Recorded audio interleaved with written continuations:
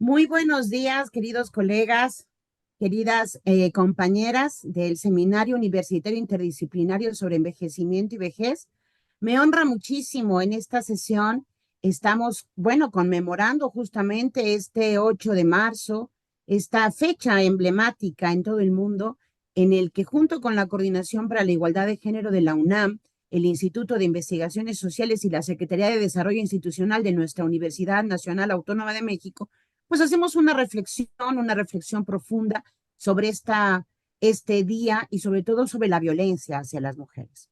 En esta ocasión vamos a tener una conferencia muy importante que se titula De la invisibilidad a la incidencia con mujeres mayores supervivientes de violencia de género. Y me honra muchísimo poder darle la bienvenida a una querida amiga, una especialista en gerontología, pero también en antropología feminista, que es la doctora Mónica Ramos Toro, licenciada en Sociología y Ciencias Políticas. Ella tiene especialidades en Antropología Social y Psicología Social por la Universidad Complutense de Madrid. También es doctora en Antropología Social por la Universidad Autónoma de Madrid, cuya tesis doctoral sobre mujeres mayores fue premiada en 2016 con el primer premio de investigación en estudios de género del Grupo 9 de universidades, en la categoría de mejor tesis doctoral, que fue publicada en el 2017 por Ediciones Belaterra, bajo el título Envejecer siendo mujer, dificultades, oportunidades y retos. Tiene una amplia formación de posgrado en gerontología, en investigación social, en comunicación y habilidades sociales para la intervención grupal y en estudios de género. Entre sus actividades profesionales, que son muy abundantes, voy a señalar una que es muy importante en este momento, que ella es coordinadora de UNATE, la Universidad Permanente, y de la Fundación PEM, Patronato Europeo de Mayores, en Santander. Desde 1992 compagina su labor docente e investigadora con la intervención social. Fíjense que este aspecto se me hace tan importante para nuestro seminario, porque justamente lo que buscamos es que toda la evidencia que tenemos en las investigaciones, pues se reproduzca en los recursos humanos, en nuestras estudiantes, pero también que se llegue a la intervención social, a la incidencia social. Es también consultora y asesora en sus áreas de especialización. Ha participado en numerosos proyectos de investigación y en proyectos IDI. Sus publicaciones y escritos tratan fundamentalmente sobre el envejecer de la vida como conferenciante y colabora de manera asidua con numerosos medios de comunicación sobre las temáticas que aborda en sus investigaciones y publicaciones. Obviamente también quiero decirles que ella es una activista desde la academia, y parece que también es un elemento que hay que destacar en su currículum. Entre sus membresías en grupos de investigación, consejos y sociedades científicas, hay que destacar que Mónica es miembro de la Comisión Académica de la Cátedra UNESCO Red UNITWIN en Políticas de Género e Igualdad entre Mujeres y Hombres de la Universidad Autónoma de Madrid. También es miembro del Grupo de Investigación Antropología, Diversidad y Convivencia de la Universidad Complutense de Madrid. Miembro de la Red Internacional de Expertas Hay Mujer, una experta para cada tema. Miembro de la Sociedad Española de Geriatría y Gerontología, entre otras grandes reconocimientos y membresías que ahora pues la aproximamos más a la situación de lo que pasa en América Latina. Y por eso me da tantísimo gusto, Mónica, cederte la palabra para que puedas comenzar con tu disertación y nos platiques de esta investigación fantástica que ustedes realizaron. Muchas Muchísimas, gracias. muchísimas gracias, Verónica, por esta introducción y por haberme invitado a estar en esta sesión, sobre todo del Instituto de Investigaciones Sociales y del Seminario Universitario Interdisciplinario sobre Envejecimiento y Vejez. Para mí es un placer poder estar aquí y poder compartir, bueno, desde España, que al final, bueno, desde todos los lugares tenemos dudas y tenemos aciertos y cometemos errores parecidos que yo creo que está muy bien a veces colectivizar y hablar de ellos porque desde ahí construimos unas transformaciones sociales más importantes, ¿no? Así que te agradezco muchísimo que me hayas invitado.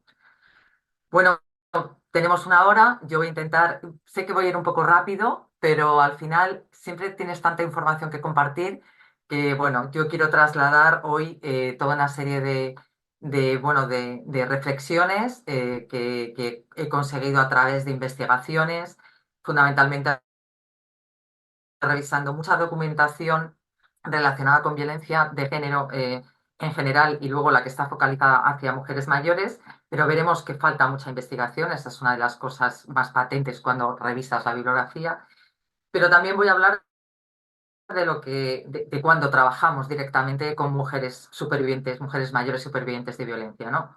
Vamos entonces a ver un poco esa revisión documental, algunas características que hemos encontrado en el caso de España, pero también en otros estudios a nivel internacional. También qué factores de riesgo aumentan la gravedad de la violencia de género en mujeres mayores. Muy brevemente, simplemente las consecuencias que esto tiene. Sabemos que afecta a cualquier mujer padecer violencia, pero si además se van uniendo otras intersecciones como puede ser la edad o como puede ser padecer una discapacidad, todavía se hace más compleja. Los factores que invisibilizan la violencia de género contra las mujeres y aquellos que pueden contribuir a que ellas salgan de esa situación. Entonces ahí es donde voy a explicar una guía que además podéis descargaros gratuitamente de nuestra página web, que es esta, que luego os la mostraré más. Se llama Experiencias compartidas sobre la intervención con mujeres supervivientes de violencia de género. La podéis descargar en la página web de la Fundación PEN. Bueno, pues voy a ir rápidamente, pero voy a ir a todas las ideas claves que no me quiero dejar ninguna y quiero compartir con todas vosotras. En cuanto a la revisión documental, yo hace ya unos 20 años que empecé, bueno, al trabajar con mujeres mayores, empezaba a escuchar en sus relatos, en sus historias, cosas muy graves de violencia, malestares y dolencias terribles que a veces ellas no sabían nombrar como violencia, pero que evidentemente en la charla, en la reflexión, en la escucha con ellas, se aparecían esos malos tratos y violencia. Y empecé a investigar, empecé a revisar documentación que hubiese a nivel internacional y nacional sobre violencia de género. Y bueno, me encontré que desde los años 90 ya había mucha investigación sobre violencia de género, pero muy pocos estudios se centraban en mujeres mayores.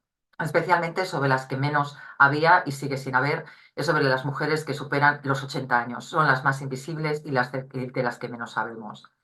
De hecho, los estudios evidencian que las mujeres mayores viven situaciones especialmente vulnerables en cuanto a la violencia de género, al tener más dificultades para poner fin a las relaciones de violencia. También los estudios demuestran, los pocos al menos que hay sobre violencia contra mujeres mayores, violencia de género, cómo las situaciones de violencia se acentúan cuando se suman otra serie de factores como padecer una discapacidad, vivir en un entorno rural, ser una mujer inmigrante, tener escasos recursos económicos. Todo esto hace que se complejice mucho más y que se encuentren en situaciones más vulnerables y les resulte mucho más difícil poder salir de esas relaciones de violencia. La investigación además sobre la violencia de género, como os he comentado, es escasa. Sí que es cierto que a partir más o menos de 2013-2015 ya empezamos a encontrar más investigación y fundamentalmente a partir de 2020, es decir, aquí a la vuelta de la esquina, es cuando estamos viendo que se está poniendo más el foco en estas mujeres más invisibles, ¿no? En las mujeres mayores que sufren violencia, aunque siga habiendo, como os comentaré, algunas que todavía de las que sabemos muy poco. Por lo tanto, es necesario seguir haciendo mucho más investigación cuantitativa y cualitativa. ¿Qué características, ¿no? En segundo lugar, os quiero comentar, aunque sea brevemente, pero qué características nos encontramos entre las mujeres mayores que nos cuentan que sufren violencia? Evidentemente, lo más importante de destacar aquí es que no existe un perfil de mujer mayor que sufra violencia en sus relaciones de pareja.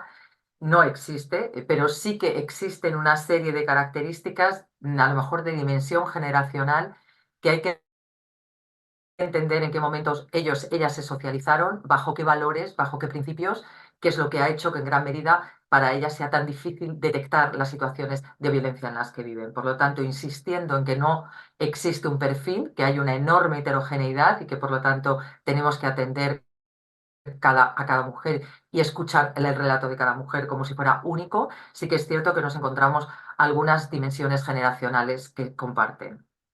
De hecho, en algunos estudios aparece que aquellas que tienen unas situaciones de violencia más fuertes y que llevan más tiempo son las que se casaron más jóvenes con su novio de toda la vida y con muy pocas experiencias de relaciones afectivas o sexoafectivas previas a esa relación de matrimonio.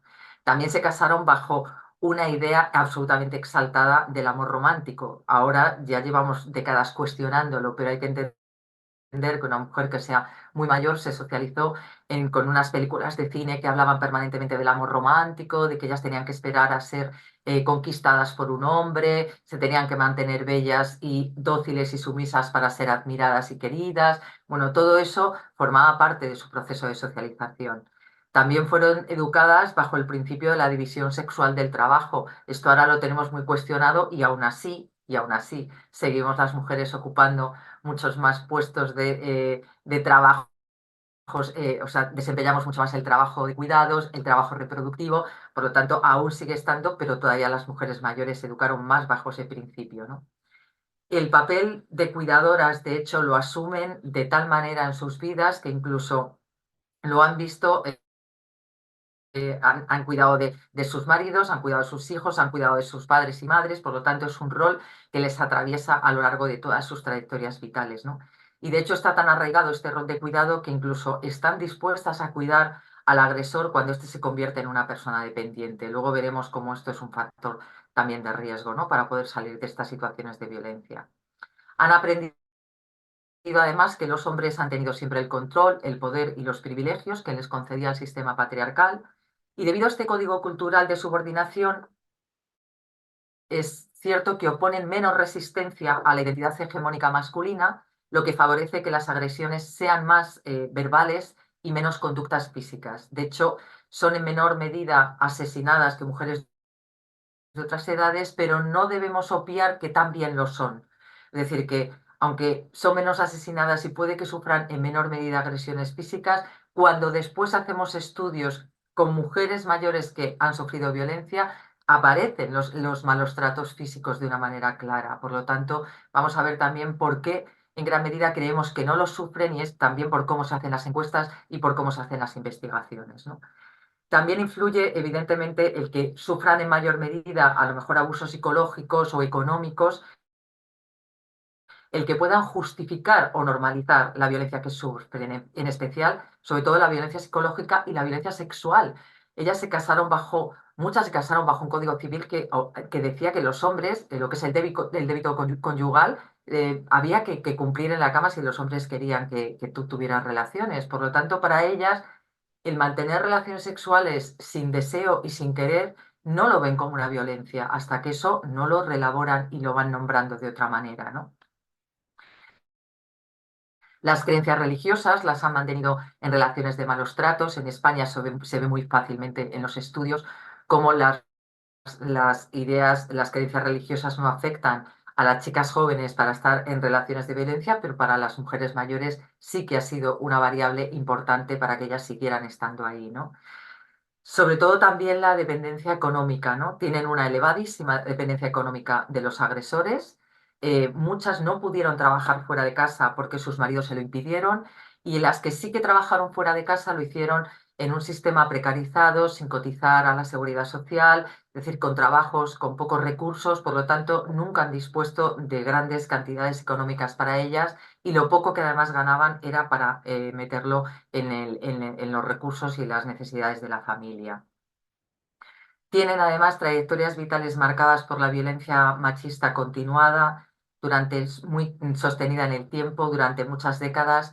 En algunas de las investigaciones que yo he consultado o en algunos de los relatos de mujeres que me han hablado de sus violencias, aparecen 40 o 50 años de situación de violencia en la relación de pareja, ¿no? Una situación que evidentemente las ha llevado a que lo interioricen hasta el punto de que muchas de ellas no lo identifican como violencia o como maltrato. Es lo normal que han padecido a lo largo de la vida.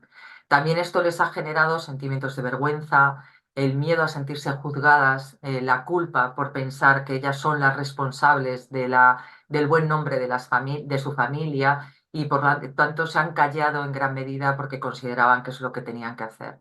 También para que sus hijos tuvieran unas familias en donde hubiera recursos económicos, ¿no? Entonces han aguantado muchas veces relaciones de violencia para que hubiese recursos económicos dentro de la familia, que eran los que aportaban sus maridos, ¿no?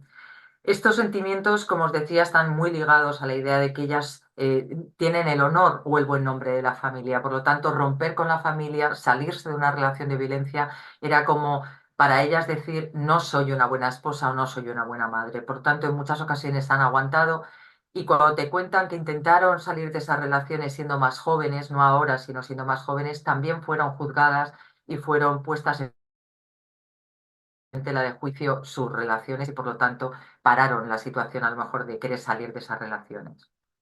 Otra de las cosas que vemos en los estudios es que la violencia les ha ocasionado devastadoras consecuencias sobre su salud. Muy por encima, estas son características que encontramos en los estudios que analizan o que han rescatado la voz de las mujeres mayores que han sufrido violencia, no solo en España, sino que yo hice una revisión a nivel internacional y aparecían, gran parte de estas características aparecían en estudios en otros lugares. ¿Qué factores de riesgos aumentan la gravedad de las situaciones de violencia en el caso de las mujeres mayores? Pues los factores de riesgo que os voy a mencionar hace que sean las mujeres de las que menos sabemos, las que más tiempo aguantan estas relaciones de violencia y las que evidentemente menos dan el paso de denunciar. Por un lado, la elevada presión por parte del entorno familiar para que sigan siendo las cuidadoras del marido cuando éste entra en situación de dependencia. Por eso os decía que ellas han interiorizado que el cuidado ha formado parte de lo que han desempeñado. Ellas han cuidado de todo el mundo, pero también el entorno ha entendido que ellas eso es lo que fundamentalmente hacen y no las apoyan en muchas ocasiones el entorno familiar cuando ellas quieren tomar la decisión de salir de una relación de violencia y el maltratador ha empezado a entrar en una situación de dependencia. Normalmente no suelen ser apoyadas para que dejen de cuidar a ese maltratador. También la jubilación del marido puede ser un detonante que agrava la situación de violencia porque aumenta el tiempo en el que la pareja está junta, ¿no? Si antes el marido se iba a trabajar y la mujer se quedaba en casa, evidentemente había muchas horas en las que ella estaba sin tener al maltratador junto a ella. La jubilación hace que pase mucho más tiempo, ¿no? También psicológicamente la indefensión aprendida, según la cual hagan lo que hagan, nada va a cambiar. Y por lo tanto tienen una mayor resignación y menor esperanza de cambio a medida que va pasando el tiempo y van pasando las décadas en las relaciones de violencia. También arrastran una frustración vital por no haber podido disfrutar de una familia, entre comillas, normal o de un compañero con el que compartir la vida de una manera normal, ¿no? La discapacidad acreditada de más del 33%, el que ellas puedan estar en una situación de necesidad de cuidados, es decir, que ya estén en una situación de dependencia, el haber vivido otras relaciones de violencia, a lo mejor cuando eran niñas, con sus padres, el ser una mujer inmigrante, el ser una mujer con pocos recursos económicos, estos son factores de riesgo que aún aumentan en mayor medida que las mujeres mayores no puedan salir de relaciones de violencia. También otro factor de riesgo es que tienen menos información sobre sus derechos. Y una de las cosas que comprobamos es que existen muy pocas campañas que hablen de la violencia de género de mujeres mayores, ¿no? Campañas que sensibilicen sobre ello. Por lo tanto, las mujeres tampoco ni se sienten identificadas como mujeres que sufren violencia, ni van a buscar posiblemente ayuda para salir de esa situación.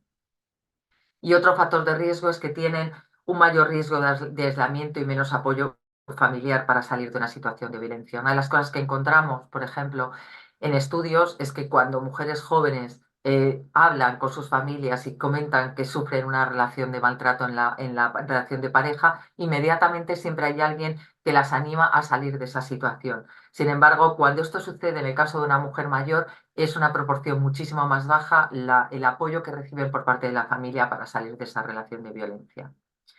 ¿Cuáles son las consecuencias que tiene la violencia de género en la salud de las mujeres mayores? No voy a entrar en describir todas las cosas que se pueden llegar a padecer, pero evidentemente tiene efectos muy graves la violencia sobre la salud de las mujeres y por lo tanto tenemos que entender que cuanto más tiempo estés en una relación de violencia durante más años, y además se vayan pudiendo asumir a lo mejor otras pluripatologías que se puedan llegar a padecer por el hecho de ir envejeciendo, pues podemos entender que la salud de las mujeres mayores que han sufrido violencia y que la siguen sufriendo es todavía peor, ¿no? Lo doloroso o lo importante aquí que yo sí os quiero mencionar es que aunque las mujeres mayores sienten la mala salud que tienen y van mucho al médico y hablan mucho de sus dolencias y sus malestares, no asocian la situación de maltrato con la situación en la que ellas se encuentran, con la mala salud que tienen, ¿no? Y eso es una cosa muy importante para hablar con ellas y para visibilizar, porque de hecho es uno de los detonantes que las hace salir a veces de la violencia, el ya estar agotadas, el encontrarse muy mal, el tener una salud muy debilitada y muy fragilizada es lo que las hace reflexionar por qué se encuentran tan mal, ¿no? Y por eso es tan importante hablar de todas estas cuestiones con profesionales de todos los ámbitos, pero especialmente de la salud, porque hay que detectar si detrás de múltiples síntomas hay una mujer mayor que está sufriendo malos tratos. Por tanto, además de ponernos unas gafas de género, hay que ponernos unas gafas no edadistas y no interpretar que las mujeres mayores van a consulta y se quejan de que se encuentran mal porque son mayores, porque en realidad muchas mujeres mayores no les pasa nada, se encuentran muy bien de salud y pueden tener la misma edad que otra que tiene muchísimos malestares y dolencias. Por eso es muy importante o más importante atender a la biografía que a la biología. La biología o los síntomas nos dan debería ser una luz que se nos encendiera para entender qué biografía hay detrás de esos síntomas en los que aparecen dolores de cabeza, ganas de llorar, tristeza, dolores en el cuerpo, fatiga crónica, malas digestiones, colon irritable, bueno, muchísimas dolencias y malestares que no se solucionan con una pastilla, evidentemente, pero se solucionarían si posiblemente alguien en el sistema sanitario preguntara a estas mujeres cómo se encuentran o las derivara a una trabajadora social, a una enfermera, a un espacio de igualdad, a un lugar donde ellas pudieran empezar a lo mejor a contar todo lo que les está sucediendo. Por lo tanto, encontramos un amplísimo espectro de dolencias psicológicas, físicas y sociales, porque el aislamiento es una de las cosas más importantes a las que han sido sometidas las mujeres mayores que han estado durante décadas sufriendo violencia y evidentemente cuanto más tiempo hayan estado en peor estado de salud nos las encontramos, ¿no? ¿Qué factores invisibilizan la violencia de género contra las mujeres mayores?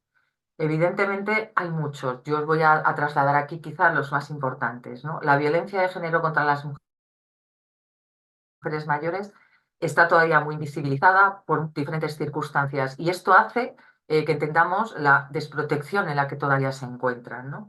Por un lado, faltan estudios cuantitativos de incidencia y de prevalencia. No sabemos realmente cuál es la prevalencia que hay en cuanto a la cantidad de mujeres que pueden estar, mujeres mayores que sufren esta violencia, entre otras cosas porque muchos de los estudios cuantitativos ponen un tope de edad, por ejemplo, los 75 años, ¿no? La última encuesta que se acaba de publicar en Europa habla de la violencia de género en las mujeres entre los 16 y los 74 años. No sabemos por qué se ha decidido poner esa edad, pero es lo que os decía antes, que seguimos no sabiendo qué pasa con las que tienen más edad, ¿no? Entonces, a nivel cuantitativo, e incluso muchas encuestas hablan de mujeres a partir de 50 años en adelante, ¿no? Por lo tanto, ahí hay una enorme laguna, ¿no? Para identificar. También hay falta de estudios cualitativos, es decir, y los que hay a lo mejor son con muestras muy pequeñitas, con mujeres en torno a los 60 y tantos años, 70, y no llegamos a otros perfiles de mujeres, ¿no? La pervivencia de ciertos estereotipos, por ejemplo, el que asocia el ser una mujer joven o adulta con hijos y hace que quede totalmente excluidas las mujeres mayores. Esos estereotipos los tenemos en las campañas de sensibilización y los tenemos incluso cuando hablamos con profesionales que trabajan en temas de violencia, que te dicen que las mujeres mayores no acuden a los espacios no acuden a los recursos de violencia y que por tanto las mujeres mayores no lo sufren, ¿no? O lo sufren en menor medida. El entorno social y familiar o incluso profesionales de atención sociosanitaria a veces confunden lesiones que muy pronto entenderían o asociarían a la violencia, la confunden con el envejecimiento, ¿no? Por ejemplo, que una mujer mayor vaya a un servicio de urgencias acompañada de su marido, llena de moratones, y diga a su marido que se ha caído por la escalera. Normalmente este relato se lo suelen creer. Si esto mismo lo dijera una mujer de 30 años, no se lo creería nadie, ¿no? Entonces, por lo tanto, aquí hay una discriminación o una invisibilización por el hecho de ser mayores, ¿no? A menudo también se confunde la violencia que ejerce un hombre sobre una mujer mayor porque se piensa que la está cuidando y puede que esté sobrecargado por el cuidado y es el estrés del cuidado lo que le hace maltratar a la mujer. E incluso a veces hemos visto que lo que se da es recursos al maltratador para que deje de estar sobrecargado cuando en realidad no la está cuidando, ¿no? Bueno, pues también ahí hay una gran invisibilidad de entender cómo funciona la violencia de género en las relaciones de pareja a lo largo de la vida y cuando llegan a la vejez. También desde las propias mujeres mayores, evidentemente hay una serie de factores que lo invisibilizan y que las dificulta detectar e incluso ocultan, ¿no?, los malos tratos. En gran medida, cosas que os he comentado al principio, ¿no? Los roles de género ya comentados, el cómo han sido educadas en la idea de que ellas son las que cuidan, las que sostienen la familia, las que tienen el buen nombre de la familia, la naturalización de la violencia como algo normal que las ha acompañado a lo largo de toda la vida. Esto disminuye su conciencia crítica y el rechazo de la misma y distorsiona incluso el umbral de la tolerancia, ¿no? Va poco a poco cada vez aceptando una situación más compleja, es la historia de la ranita, ¿no? Si tú echas una rana en agua fría, la vas calentando poco a poco, va haciéndose con el calor del agua, si la echaras de golpe en un agua hirviendo, saltaría corriendo, ¿no? Entonces han ido normalizando humillaciones, insultos, malos tratos, aislamiento, violencia sexual, económica, pero que les cuesta nombrar como violencia, ¿no?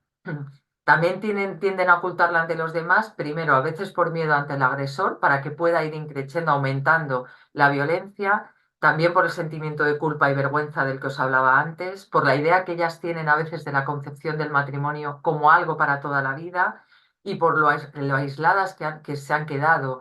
Es decir, los maltratadores han aislado permanentemente a las mujeres, las han separado de sus familias, de los entornos de amistad que tenían, de una red de apoyo. Y cuando las mujeres no tienen una red de apoyo y el único relato que escuchan todos los días es el relato del maltratador, terminan evidentemente muy sumisas y muy sometidas, ¿no? Esto contribuye a una falta de autorreconocimiento de sí mismas como víctimas, yo diría más como supervivientes de violencia, lo que dificulta que pidan ayuda, que llamen a teléfonos de ayuda, que busquen apoyo en alguien, que se separen y, por supuesto, que denuncien. De hecho, una de las cosas que sabemos es que las mujeres mayores que llevan mucho tiempo sufriendo violencia no pueden denunciar, tienen que pasar por otros procesos previamente para poder tomar la decisión de denunciar. No solo ellas han naturalizado la violencia, sino también, y quizá lo que es más preocupante, el entorno familiar, ¿no? En muchas ocasiones, como os decía, no se las incentiva a que se separen, sino más bien todo lo contrario, especialmente si son los maltratadores los que están entrando en situación de dependencia y evidentemente la familia, a veces hijos o hijas, se pueden plantear, si mi madre ahora se quiere separar, ¿quién va a cuidar de mi padre, ¿no? Entonces, también puede que hayan ellos y ellas, esos hijos e hijas, sufrido malos tratos o han visto esa violencia cuando vivían en la casa familiar, con lo cual ahora es como que vuelve otra vez a ellos esos recuerdos y no suelen apoyar estas situaciones. Por eso hay una casuística mucho más compleja en las relaciones de pareja, en las relaciones de violencia que sufren las mujeres mayores, porque hay que atender en ocasiones a ellas, luego os comentaré, también a veces a los maridos y hay que hacer un trabajo con la familia. Y otro factor muy, muy, muy importante y muy decisivo es la falta de sensibilización en campañas publicitarias, campañas de sensibilización sobre la violencia de género que podemos sufrir las mujeres, ¿no? Es muy raro, muy extraño que nos encontremos campañas en donde aparecen mujeres mayores sufriendo violencia. Si eso no sucede, una mujer mayor no se va a sentir identificada. Si ve una chica joven en una anuncio de televisión en el que está con un móvil diciéndole a su amiga que su novio la está controlando por WhatsApp, pues lo único que incluso puede pensar la mujer mayor es pobrecitas, cómo las controlan y ella no se siente identificada. Entonces hay que hacer que tú te sientas identificada con una situación de violencia para que puedas reaccionar, ¿no?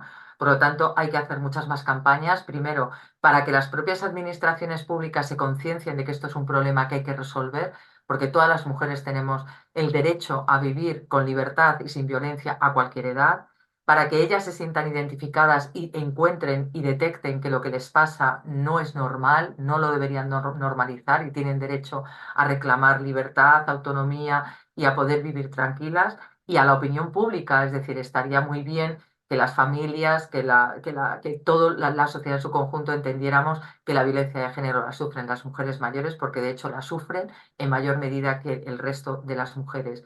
En primer lugar, porque la violencia de género les afecta más a las mujeres mayores que a mujeres de otras edades y porque evidentemente la discriminación de edad las afecta más a las mujeres mayores que a los hombres mayores. Por lo tanto, ahí hay muchas discriminaciones que si las viéramos en conjunto entenderíamos por qué a ellas les cuesta en gran medida salir de estas situaciones y por qué a veces las administraciones públicas no han puesto ahí la mirada, ¿no?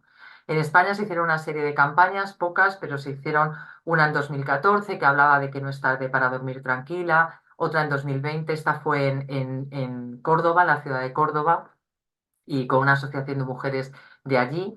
En Madrid se hizo por parte del ayuntamiento una campaña en 2020, apoyada con una investigación que yo coordiné sobre violencia de género contra mujeres mayores en la ciudad de Madrid, y se hizo una campaña con carteles en donde aparecían las palabras miedo, aislamiento, silencio.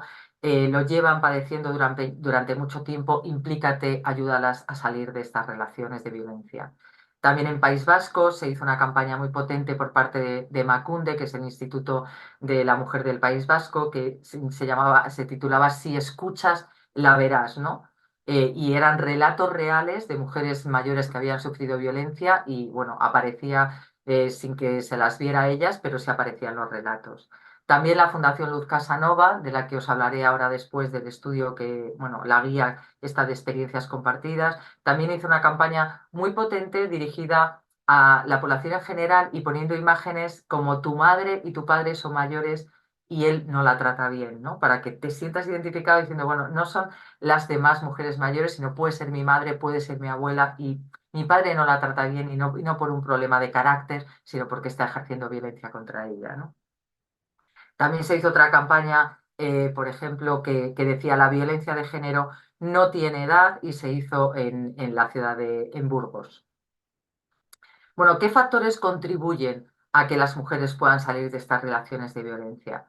Hay una serie de factores importantes que nos han dicho las propias mujeres mayores, pues, que es el momento, ¿no?, en el que empezaron a tomar ya la decisión definitiva de ya no aguanto más. Uno de ellos es las que tienen hijos e hijas cuando estos hijos e hijas ya eran mayores de edad.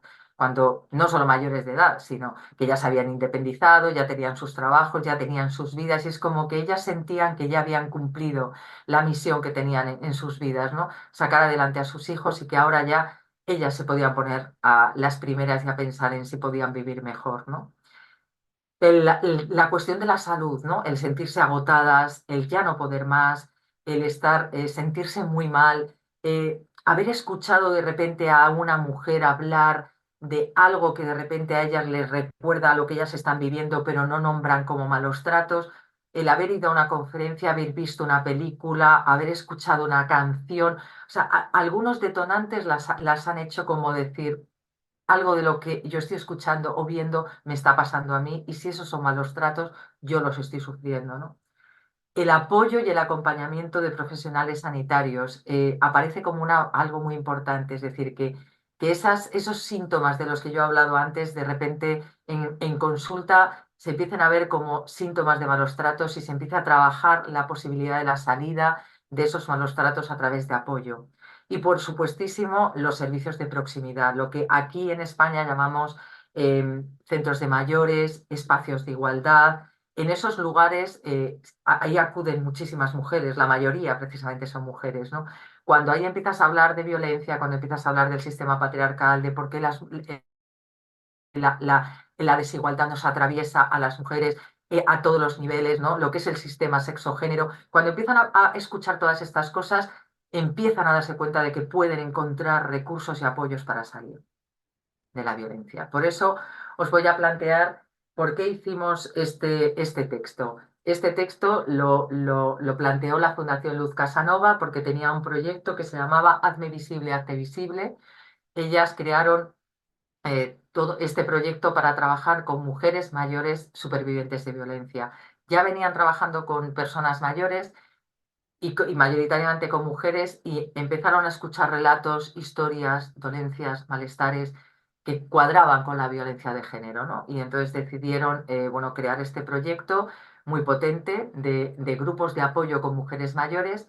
Y hace unos años, hace un par de años, bueno, me llamaron y me dijeron, Mónica, yo creo que deberíamos hacer un texto sencillo que pudiese ayudar a otras y a otros profesionales, entidades que puede que estén empezando a trabajar temas de violencia de género en parejas mayores y vamos a tratar de colectivizar el conocimiento que tenemos diferentes profesionales que llevamos tiempo trabajando en investigación, en intervención o en incidencia con mujeres mayores supervivientes de violencia.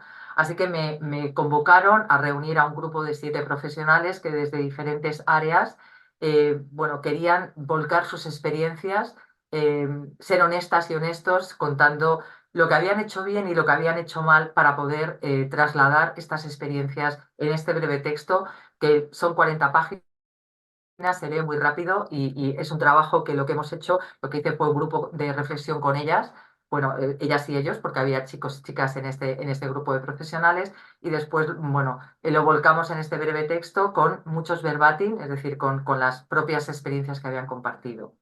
Entonces, ahora os voy a simplemente trasladar como los aspectos clave del abordaje que nosotros planteábamos en este grupo de las violencias machistas que sufren las mujeres mayores, la importancia muy grande de tener una mirada interseccional para llegar a las mujeres más invisibilizadas, a las que nos resulta más difícil y por tanto las que están en situaciones de mayor vulnerabilidad.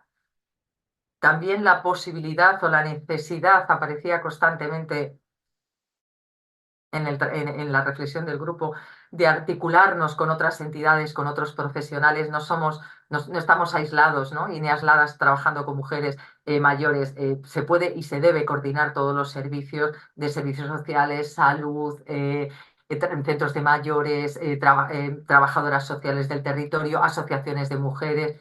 Todos podemos, y si lo hacemos trabajando de manera imbricada, es mucho más fácil que las mujeres puedan encontrar muchos apoyos para salir, ¿no? Y también, evidentemente, os voy a trasladar, identificar errores y aciertos, ¿no? que cometimos en el trabajo con mujeres mayores y para que desde los aciertos se pueda seguir avanzando y desde los errores, evidentemente, pues tratar de superarlos y no caer en ellos, ¿no? Bueno, las personas que colaboraron fueron Claudia Martínez Tafó, Cristina Pérez Castaño, Jesús Goyenechea Vidal, Laura García Galán, yo que llevé el grupo, Rafael Sánchez Gálvez y Sonia San Andrés Moreno. Tenéis sus profesiones y en dónde están en la propia guía, ¿no? En cuanto al primer punto, los aspectos claves en el abordaje y el trabajo de las violencias contra las mujeres mayores. Una de las cosas que aparecía como una reflexión muy importante en el grupo era la necesidad de crear espacios cercanos, seguros y de confianza para las mujeres mayores, ya fuera para un trabajo más individual o más grupal, en los que ellas se sientan protegidas, se les transmita que su historia importa, que su dolor será escuchado y que su proceso será cuidado y su voz no será suplantada. Esto aparecía constantemente en el grupo como algo importantísimo, la generación de espacios seguros para ellas, ¿no?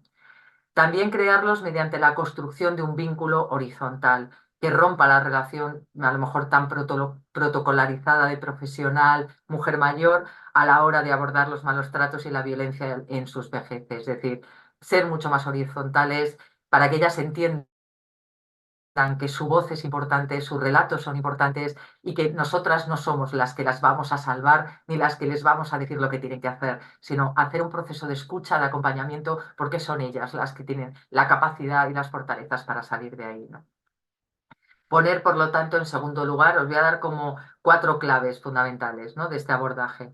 Poner en el centro a las mujeres mayores. Esto significa que ellas sean y se sientan protagonistas de sus vidas, porque las narrativas de la violencia patriarcal las ha puesto en un lugar sin agencia, es decir, las ha despojado de poder para tomar el control de sus vidas, de sus cuerpos y de sus decisiones. Por tanto, tenemos que hacer que se sientan verdaderamente en estos espacios que creamos con ellas protagonistas de sus vidas, que los recursos, las instituciones y los y las profesionales prioricemos el acompañamiento basado en las necesidades de cada mujer. Lo que os decía antes, hay que tener cuidado con creer que hay un perfil y con ir con expectativas, con estereotipos. No, hay que poner en el centro cada mujer, hay que escuchar la historia de cada mujer, tejiendo evidentemente una coordinación real entre las distintas entidades con las que puede estar relacionándose esta mujer para conseguir una intervención mucho más eficiente y cuidada. no creer que solamente nosotras, a lo mejor en un espacio concreto en el que estamos trabajando con ellas, lo podemos solucionar todo, porque ellas también van a ir al centro de salud, puede que vayan a otro espacio, puede que tengan un grupo de mujeres con el que van a hacer paseos, puede que tengan una trabajadora social en servicios sociales, y si todos trabajamos de manera conjunta es mucho más fácil que ellas vean que tienen una red de apoyo, ¿no? También que las instituciones, esto aparecía muy claro en el relato de algunas de las personas del grupo, que las instituciones se diseñen para cuidar en el sentido más amplio y no solo para conseguir la supervivencia de las mujeres. Es decir, no solo las tenemos que salvar de que las maten, también tenemos que salvarlas en sentido amplio, que es decir, que puedan vivir una vida digna, porque no solamente hay que salvarlas físicamente de que puedan ser asesinadas, sino que tienen que ser salvadas en su propia vida, ¿no? Y todo esto lo tenemos que hacer fundamentalmente para que no sean revictimizadas a veces en los espacios en los que tratan de buscar apoyo y ayuda, que no las fragilicemos más o que no las obliguemos a tomar decisiones que van en contra de su voluntad o que son decisiones que puede que tomen más adelante, pero para las que no están preparadas en un momento determinado, ¿no? Otro factor clave es el acompañamiento en la elaboración del relato y la transmitación del dolor de lo vivido. Verbalizar los hechos por los que se han pasado, que cada una lo cuente en el momento que tiene que contarlo, lo que quiera contar, de la manera que quiera contarlo, poniéndole nombre a lo que ha padecido y a lo que ha sufrido. Esto para muchas mujeres es muy complicado, tan complejo como nombrarse a sí mismas como víctimas o supervivientes. Por lo tanto, como profesionales, tenemos que poder explorar creativamente a través de actividades de todo tipo, cómo poder acompañarlas en este proceso de gestión y de contar el dolor para resignificar la experiencia, ¿no? Os hablaré de alguna cosa que se ha hecho, algunos de los profesionales que compartieron este grupo de reflexión lo hicieron a través de la música, otros a través del teatro, otros a través de la escritura, es decir, que una puede contar su vida a través de incluso cosas artísticas, de algo bonito que te permita, bueno, ponerle nombre a las cosas que has pasado para ahora resignificarlo, ¿no? El hecho de ver el dolor para transformarlo, que, bueno, aparecía como una idea muy potente en el grupo. También el cuarto factor muy importante, que os decía que os iba a decir cuatro, el cuarto más importante es incorporar un enfoque interseccional. Ver que más allá de la opresión basada en el género, a las mujeres mayores les atraviesa otra serie de opresiones, ¿no? Evidentemente la edad, porque vivimos una sociedad edadista, lo que os decía antes, a las mujeres mayores se las discrimina en mayor medida que a los hombres, por el hecho de ser mujeres, pero también por su edad. También pueden estar siendo oprimidas por su clase social, es decir, que ahí también está el clasismo, también por su raza o etnia, el racismo, el origen o nacionalidad, la xenofobia, la identidad de género o la orientación sexual, por lo tanto puede haber transfobia y homofobia, la diversidad funcional, puede haber capacitismo, es decir, puede haber muchas otras discriminaciones que atraviesan a estas mujeres, pero las mujeres son una. Por lo tanto, tenemos que ser capaces nosotras, quienes trabajamos con ellas, de ver esas discriminaciones solapadas juntas, todas ellas, porque la mujer es una, aunque las sufra todas juntas, ¿no? Y por lo tanto, también tenemos que hacerlo especialmente en los contextos multiculturales y no hegemónicos, en donde es más, a lo mejor más importante todavía tener esta mirada interseccional. Claro, teniendo todos estos factores en cuenta, ¿cuáles son las mujeres más invisibilizadas? Yo lo pregunté en el grupo a las personas que estábamos ahí reflexionando. Pues evidentemente, cuantas más discriminaciones sufre una mujer, más invisibilizada está, ¿no? Aparecía como las de más edad es de las que menos sabemos y a las que menos llegamos. Las mujeres racializadas, las mujeres inmigrantes, las mujeres con discapacidad, todas estas mujeres nos resulta mucho más difícil poder llegar a ellas, que ellas puedan llegar a nosotras, que puedan llegar a entender, que pueden encontrar espacios de confianza y de seguridad donde poder nombrar lo que les está pasando para poder salir de relaciones de violencia. Por lo tanto, todo esto nos lo tenemos que, bueno, reflexionar mucho para ver cómo llegamos a esas mujeres y que nos vean como un recurso de apoyo y un recurso para poder salir de relaciones de violencia. Otro factor muy importante que os decía que había salido en el grupo de reflexión era cómo articularnos con otras entidades y con otros profesionales, ¿no? Evidentemente, aparecía muy claramente que una de las cosas más importantes es la coordinación, el trabajo en red.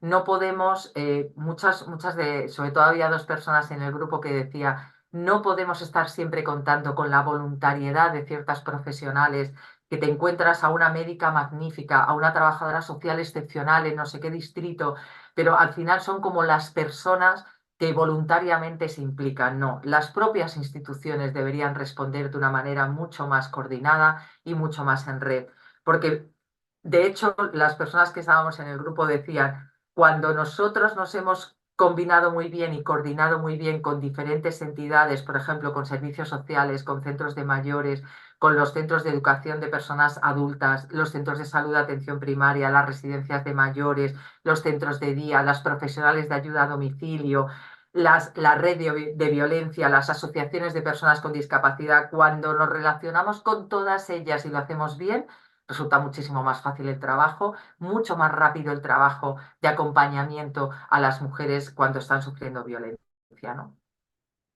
También el abordaje con familiares es muy importante. De hecho, reflexionábamos en qué lugar ubicar a los familiares, sobre todo hijos o hijas, cuando ejercen, sobre todo cuando los hijos ejercen control y poder sobre las mujeres, porque uno de los profesionales nos decía, yo no solo me encuentro violencia que ejercen los maridos, también me lo encuentro de hijos, incluso de madres, de mujeres viudas, que son los hijos los que ahora están ejerciendo la violencia contra las mujeres, ¿no? Entonces, ¿cómo trabajar esta situación resulta compleja, ¿no?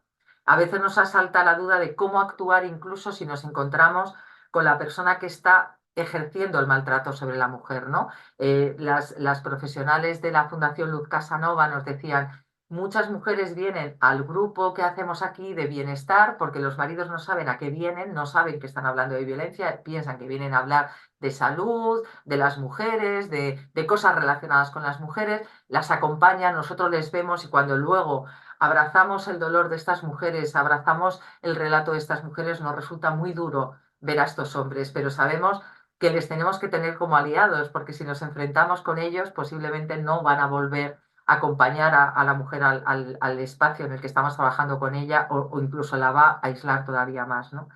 También hay que incorporar a los hijos e hijas, ¿no? No los que ejercen la violencia, sino los hijos o hijas que ya no están con las madres en sus casas, que ya se han independizado, que ya son mayores y que si ven que las madres quieren separarse y el marido, por ejemplo, el padre está ya en situación de dependencia, no les apoyan. Entonces hay que trabajar con esos hijos e hijas para que entiendan o que puedan apoyar, porque hemos comprobado que pueden ser una enorme barrera, pero pueden ser una de las mayores fortalezas para que las madres tomen la decisión de salir de las situaciones de violencia, ¿no? Os voy a contar rápidamente algunos de los errores, ¿no?, que aparecían en los relatos, ¿no?, de estos profesionales, errores que habían cometido en la atención a mujeres mayores que habían sufrido violencia.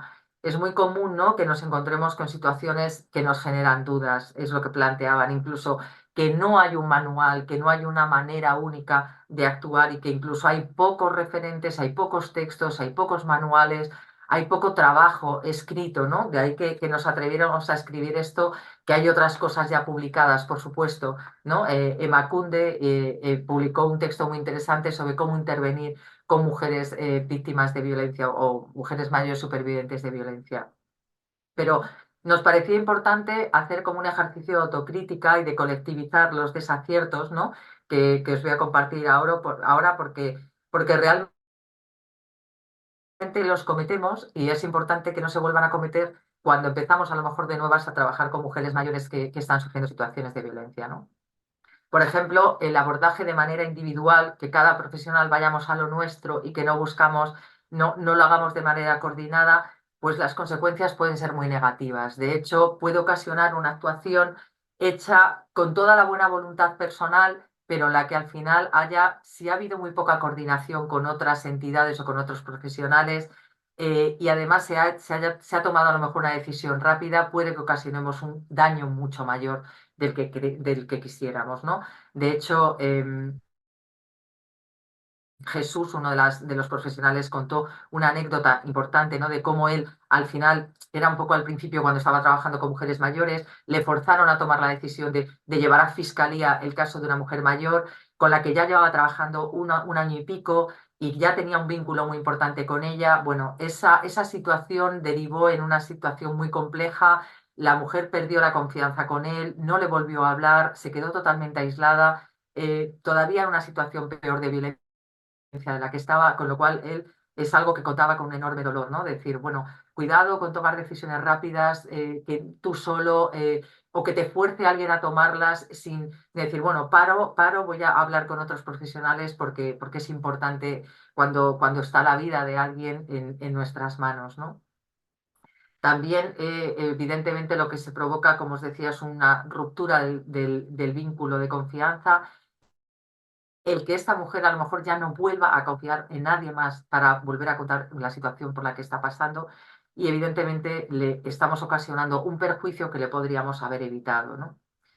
En España, una de las cosas que estamos comprobando es que aquí había casi un lema de que en cuanto sufrías violencia, lo primero que tenías que hacer es denunciar, e incluso para poder acceder a recursos de la ley de violencia tenías que denunciar. Bueno, esto es una de las cosas que se está planteando que ya no es necesario porque vemos que con las mujeres mayores no es lo primero que podemos hacer. No le puedes decir a una mujer que lleva 40 años sufriendo una relación de violencia en su pareja, que ni siquiera nombra eso como violencia, la dices que vaya a una comisaría a denunciar, ¿no? Eso es muy complicado. De hecho, yo llevo ya varios años tutorizando a profesionales a través del Instituto Vasco de la Mujer, a través de Macunde. Todos los años se apuntan unas 200 profesionales a un curso que tengo desde policías, ertzainas, que es la policía vasca, fiscales, abogadas, psicólogas, trabajadoras sociales, personas que trabajan en empleo, en violencia, en igualdad, en muchos sectores. Y una de las conclusiones que ahí aparece es que las mujeres no están preparadas, las mujeres mayores, para denunciar. Hay todo un proceso previo de trabajo con ellas, de apoyo, de acompañamiento, de escucha, de saber en qué momento están, qué necesidades tienen, qué quieren hacer en cada momento. A veces no es separarse del maltratador aunque vivan con él, no es denunciarle. Hay que ir poco a poco y hay que ir en un proceso muy importante de acompañamiento. Por lo tanto, no atrevernos como profesionales a abordar también, perdón, otra de las cosas no está relacionada con la anterior, sino es otra cosa, no atrevernos a abordar situaciones que nos dan miedo, como por ejemplo situaciones de enfermedad mental no diagnosticada, ¿no? Y que pensamos que la mujer simplemente está mal por los malos tratos, pero también puede haber otras cosas detrás que no estamos viendo y que necesitaríamos consultar con otras profesionales, ¿no? La duda constante de si lo que estamos haciendo es adecuado o no, eso aparecía constantemente y por eso es tan importante verbalizar con otras profesionales, con otras entidades, con otras instituciones, ¿no? La idea de que no vamos a salvarlas, quitarnos de la cabeza esta idea de la labor de salvación que nos lleva a relaciones paternalistas y verticales.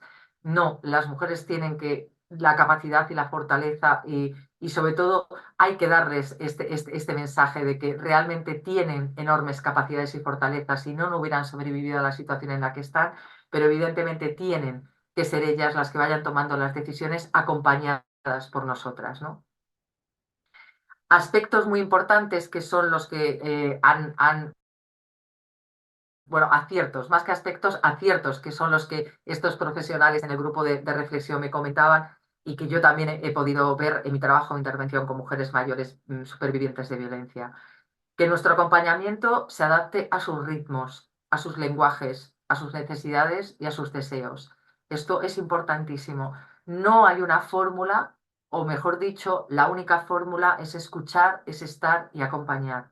Sobre todo que seamos conscientes de los límites de cada mujer para evitar abrir puertas y dolores o situaciones que no controlamos y que ellas tampoco. Por eso hay que saber acompañar en un proceso lento, en un proceso de escucha, en un proceso de acompañamiento. Es prioritario el diseño de proyectos y de intervenciones basadas en las propias demandas de las mujeres mayores mediante toda esa escucha empática y activa. Evidentemente, evitar esa extraña sensación que a veces se da cuando estás trabajando con una mujer mayor que es víctima de violencia y el marido está en situación de dependencia y también necesita apoyos, ¿no? Esto lo contaba sobre todo uno de los profesionales que dice, yo no puedo estar en el proceso de acompañar las dos cosas. Yo no puedo acompañar a la mujer superviviente de violencia y apoyar al mayor al marido que necesita apoyo porque está en situación de dependencia, ¿no? Entonces dice, una de las cosas importantes es atender por separado. Dice, yo atiendo, acompaño, me quedo con la mujer mayor víctima de violencia y los servicios sociales son quienes tienen que atender a este marido que está en situación de dependencia. Y también tiene que haber un trabajo con los hijos y las hijas, que se puede hacer a través de servicios sociales o lo puede hacer otro profesional, pero tener como esa relación entre profesionales sin atender a las mismas personas, pero sí coordinados entre ellos, ¿no?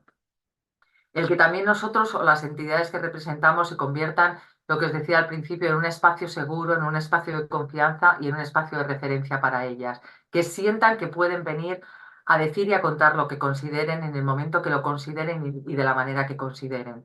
Evidentemente, una de las cosas que aparece muy importante es construir este vínculo de confianza seguro y eso se consigue tanto a nivel individual como a nivel grupal. Aparecía como algo muy potente y muy importante los grupos de mujeres, ¿no? Que tampoco hay que idealizar estos grupos como si de ahí todo se fuera a solucionar, no es así, pero sí son lugares y espacios en los que las mujeres, escuchando a otras, se ven reflejadas en esos relatos y entienden que no todas están en la misma situación, que algunas ya van saliendo o han salido de esas situaciones de violencia y ellas se pueden sentir más capaces de poder tomar determinadas decisiones, ¿no? También la continuidad en el acompañamiento, el permanecer, esta idea aparecía como algo muy importante, ¿no? Permanecer a pesar de los obstáculos o los desaciertos que a veces cometamos, ¿no? Celebrar cada logro y cada avance se convierte en una conquista colectiva. Entonces, no desanimarnos, no venirnos abajo si hay situaciones que no hemos podido acompañar de la mejor de las maneras, si hay momentos en los que nos venimos un poco abajo, pero no perder, no tirar la toalla, ¿no? Y os cuento esta idea tan importante de construir nuevos relatos de la historia de cada una de estas mujeres, que ellas se atrevan a construirlo desde lo bonito, desde lo artístico, desde lo positivo, ¿no? Se hizo un proyecto con una asociación en Madrid que colaboraba con una de las personas, con Rafael Sánchez, uno de los que estaba en este grupo, que es músico, es psicólogo y él trabaja a través de la música con mujeres supervivientes de violencia. Entonces elaboraron un CD que se llama Vive y Convive, que era una maravilla porque cada una fue relatando parte de esas historias tan dolorosas, pero unas historias que ayudaban a ver cómo se puede salir de ahí, ¿no? Cómo te puedes transformar, el dolor se puede transformar en una vivencia nueva y en una vivencia positiva, ¿no? Acabo simplemente con estas 4 ideas clave. Yo creo que fundamentalmente para todo este panorama que os he dicho tan complejo que nos encontramos con las mujeres mayores que llevan mucho tiempo sufriendo violencia de género, lo fundamental es entender que hay una casuística muy compleja, que hay que tener una mirada muy interseccional, que hay que aprender a coordinar y hay que, en primer lugar, poner en el centro a las mujeres mayores, que sean protagonistas de sus propias vidas. Por lo tanto, hay que crear, en segundo lugar, hay que crear, provocar, ejecutar acciones que visibilicen a las mujeres mayores en la sociedad, que las entidades, que las profesionales seamos una plataforma, un altavoz para que sus voces sean escuchadas, sus cuerpos reconocidos como diversos y empoderados. Hay muy poco trabajo de sensibilización y de poner a las mujeres mayores como protagonistas de la sociedad y de la vida, cuando son las grandes sostenedoras del mundo, de los cuidados, de los apoyos, pero también de aspectos importantes de ellas mismas y no se las pone en valor, están invisibilizadas en el cine, en las series, en todas partes, ¿no? Entonces yo creo que hay que hacer una acción de protagonismo, de no darles voz, porque voz la tienen, sino realmente de escuchar, que seamos plataformas que permitan escuchar su voz, escuchar sus historias y que las veamos como nuestras grandes pioneras y ancestras que nos han traído hasta las sociedades en las que estamos ahora, ¿no? Que las veamos verdaderamente con el potencial que tienen y que han tenido, ¿no? También, en tercer lugar, entidades y profesionales vinculadas, articuladas, coordinadas. Tenemos que trabajar mucho en red y muy coordinadas para poder acompañar a las mujeres mayores sobrevivientes de violencia. Y en cuarto lugar, y muy, muy importante, formación y sensibilización en torno al género, a temas interseccionales, el edadismo, que está impregnado en todos los profesionales sanitarios, de servicios sociales, técnicas de igualdad, trabajadoras sociales, educadoras sociales, dinamizadoras, en violencia. En violencia, solo os cuento una breve anécdota. En Madrid, después del estudio que hicimos en 2020, se veía que las mujeres mayores que querían salir de sus domicilios porque sufrían violencia para poder pensar tranquilas, ¿qué hago con mi vida? ¿Cómo lo hago? No les importaba irse de sus casas. Bueno, pues se pusieron 16 viviendas autónomas para mujeres mayores y no se ha derivado más que a dos. Porque las trabajadoras de violencia no creen que las mujeres mayores estén en situaciones de urgencia. Y entonces esa idea de que solo la violencia de género es urgente y solo te pueden ayudar o apoyar en situaciones de urgencia, ¿qué más urgencia que salvarte la propia vida en el sentido más amplio, ¿no? Entonces yo creo que con esto acabo, que es importantísimo esta sensibilización y esta formación. Wow, muchísimas gracias, Mónica. ¿Cuántas cosas nos has regalado en este importantísimo día de 8 de marzo sobre las violencias en las mujeres más invisibilizadas? Y invisibilizadas, te quiero decir que en las ciencias, porque aquí, aunque habemos muchas mujeres mayores y hay muchísimas de generaciones mayores, no las vemos y no vemos sus violencias, no vemos lo que están experimentando. Y a veces son violencias, evidentemente, pensamos en los hogares, pero también son en los vecindarios, con los vecinos, también obviamente en las instituciones donde trabajan, porque se genera pues esta visión, discriminación de género, donde, como bien señalabas, las mujeres son más visibles, ¿no? Las mujeres jóvenes son más visibles, pero también la discriminación por edad, donde ahí los hombres no viven esa misma discriminación por edad, lo vivimos nosotras. Y fíjate cómo todo eso que tú encuentras, que encuentras con todo ese equipo a nivel de la investigación cuantitativa y cualitativa que bien señalas, o mixta, como ahora también se estila, bueno, está el traslado pues a las acciones directas, las acciones de intervención, de incidencia, para que, fíjate, y me gusta mucho cómo está el título de este trabajo, ¿no? Supervivientes, ¿no? O sea, no estamos victimizando a las mujeres, sino estamos resaltando ahí en ese trabajo, tú estás resaltando el poder que han tenido estas mujeres, esta resiliencia durante tantos años, que ellas mismas a veces a lo mejor no lo descubren automáticamente o no lo tienen consciente, pero que por supuesto son mujeres talentosas, brillantes, que han, claro, que han resistido todas estas violencias y me parece importantísimo. Algo mencionaste, creo que lo más importante que me atrevo yo a decir, tal vez desde mi propia carencia formativa, ¿no? Es esta importantísima noción que bien, si bien dices que hay que trabajar de manera interdisciplinaria, ¿no? Eso se ve en la investigación, pero intersectorialmente también, digamos, ¿no? O sea, cuando tú Claro. tienes psicólogos, cuando estás realmente interviniendo, dándole un seguimiento, un acompañamiento a las mujeres mayores que han sobrevivido, que son supervivientes de este tipo de actos de violencia, cómo es importantísimo la horizontalidad que mencionan en el documento, ¿no? El trabajar de manera horizontal entre todos. Esto a mí me parece súper importante porque también dentro de las mismas estructuras científicas o la misma formación, a veces las enfermeras se subordinan a los médicos o a las médicas, o de pronto los psicólogos no aparecen, o las trabajadoras sociales están en la parte más baja. Y no, aquí todas las miradas son súper importantes. Cada componente es fundamental. Y esto me parece sumamente importantísimo, porque yo creo que en México existe mucho esa jerarquización, ¿no? Entonces, la construcción de trabajar, del trabajo horizontal, también obviamente es fundamental. Y claro, no podemos poner al centro a la persona si no reconocemos también la horizontalidad de todos los puntos de vista y la importancia de cada punto de vista, ¿no? Entonces, esto a mí me parece que es uno de las contribuciones en este día 8M más importantes que a través de ti, Moni, que estamos dejando aquí en esta YouTube para que cualquiera lo pueda ver en cualquier momento, pero que sobre todo en el seminario y en este Instituto de Investigaciones Sociales, pues dejar con toda claridad también, ¿no? Porque, y claro, a veces, y también reconocer que los profesionales también somos sujetos que tenemos de alguna manera miedos ¿no? Que tenemos desconocimiento, que tenemos nada más el aprendizaje de un pedacito de la realidad y que también tenemos que reconocer esos errores que podemos cometer a lo mejor de manera involuntaria en función de nuestra propia formación y de nuestra propia, esta idea de que tienes que ser objetivo, tienes que ser objetiva. No existe, somos sujetos, somos personas que tienen también su propia biografía. Amé cuando dices más biografía y menos biología. Amé eso, porque me da mucha idea de cómo el curso de vida de las personas es determinante en lo que somos.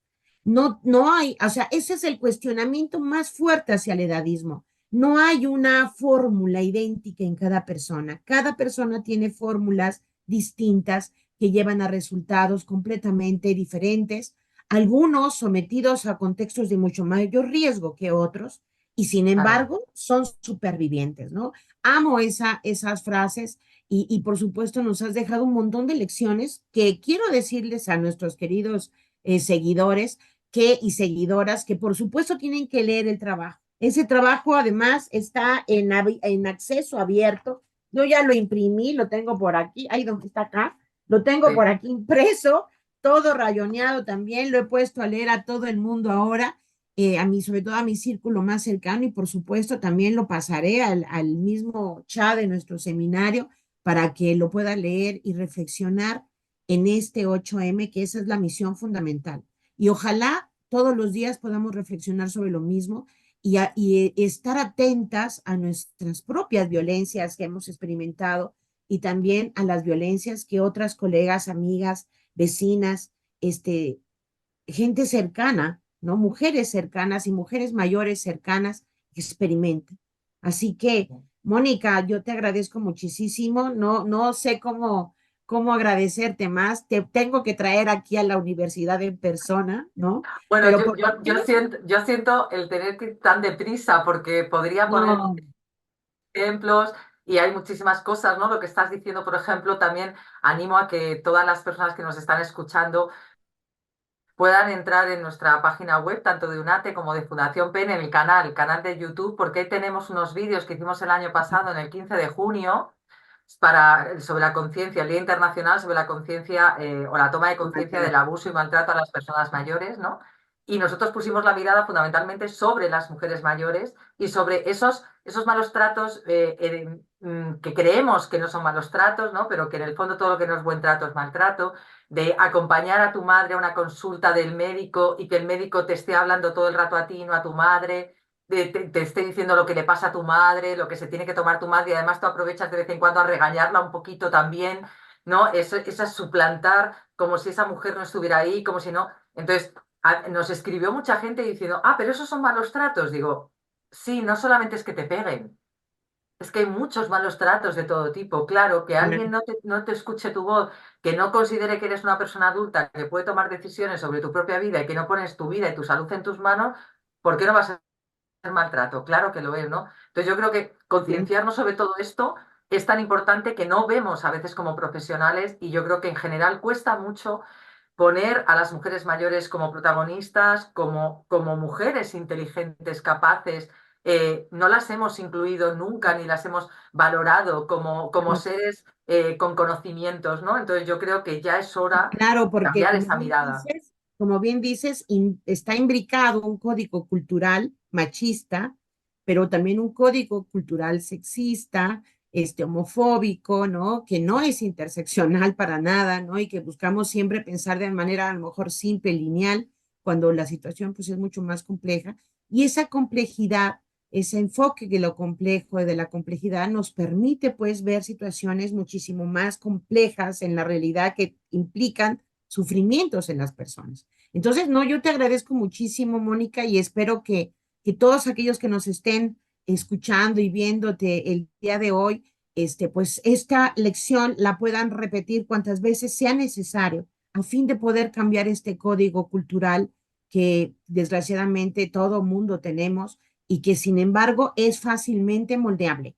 Y es fácilmente moldeable si lo hacemos con conciencia, porque es una cuestión de escuchar, de poder ver con otros lentes, de poder de pronto ser más sensible y como decías tú, empáticos, empáticas ante la realidad de los demás. Así que yo te agradezco muchísimo, Mónica, y te dejaría pues para que hicieras una reflexión final y nos fuéramos con esas el día de hoy.